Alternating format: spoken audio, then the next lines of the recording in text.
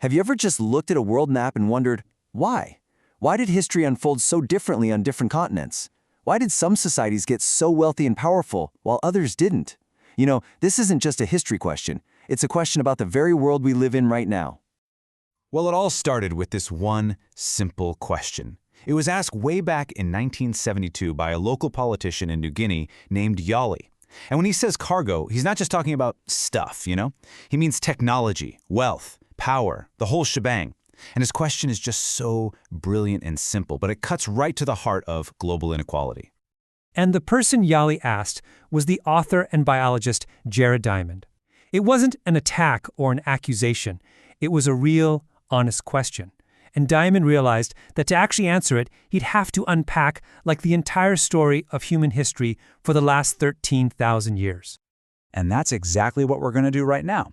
We're going to follow the clues to find the answer, and I'm telling you, it's an answer that has nothing to do with people, but everything to do with the land itself. By the way, if you enjoy content that opens your mind like this, make sure you're following the channel. Okay, let's get to the heart of it. So, before we can find the real answer, we have to deal with the most common and the most dangerous explanation for why the world is the way it is. We have to ask the uncomfortable question right up front. Could these massive differences between societies be because of some innate biological difference between people? For centuries, that was the go-to and deeply racist explanation.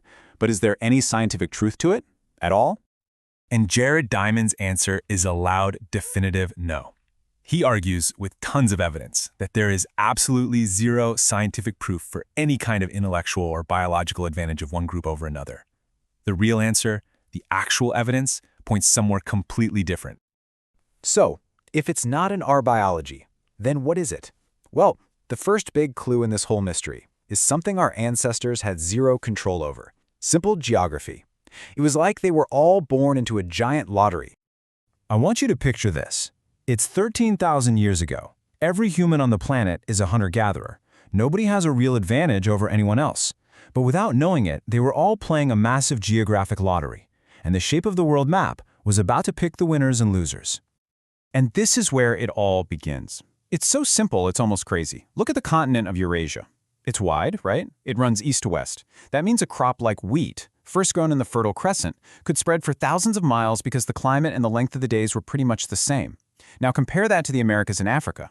They're long, running north to south, so a crop that grew great in Mexico would hit the tropical jungles of Central America and just stop. It couldn't survive the new climate. That one geographical fact gave Eurasia a head start of thousands of years. And that head start in farming, it wasn't just a tiny leg up.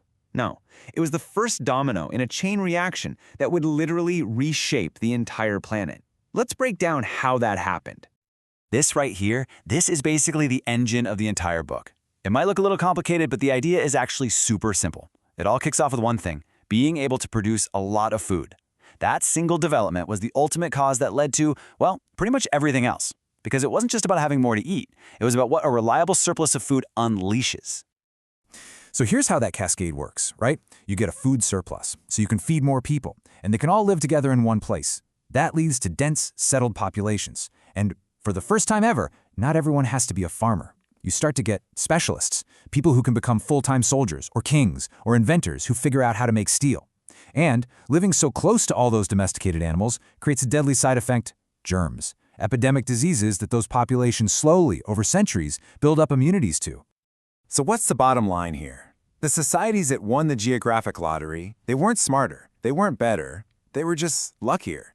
They happened to be living on land that had the best raw materials, the most useful plants like wheat and barley, and all the big useful animals you could domesticate, like cows, pigs, horses, and sheep.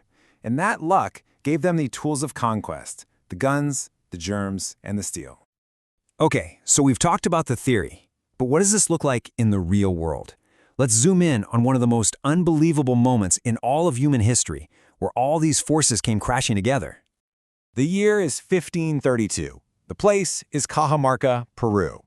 On one side, you have the incredible Inca Empire, with an army of 80,000 soldiers and their emperor, Atahualpa. And on the other side, a tiny, exhausted group of 168 Spanish conquistadors led by Francisco Pizarro. Literally a world away from home.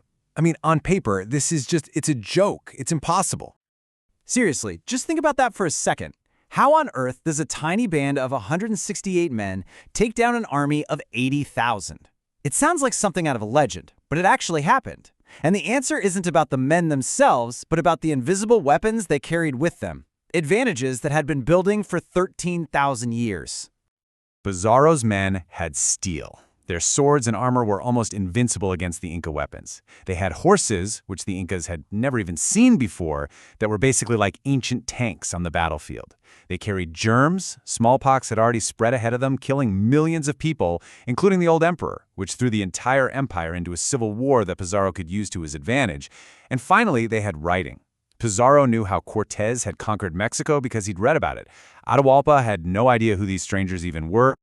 And all of this is the answer to Yali's question. The deep, massive inequalities we see in the world today are not because of differences in people. They are the long, lingering echoes of an ancient lottery, a lottery of geography and environment that set humanity on completely different tracks, all starting with something as simple as planting a seed.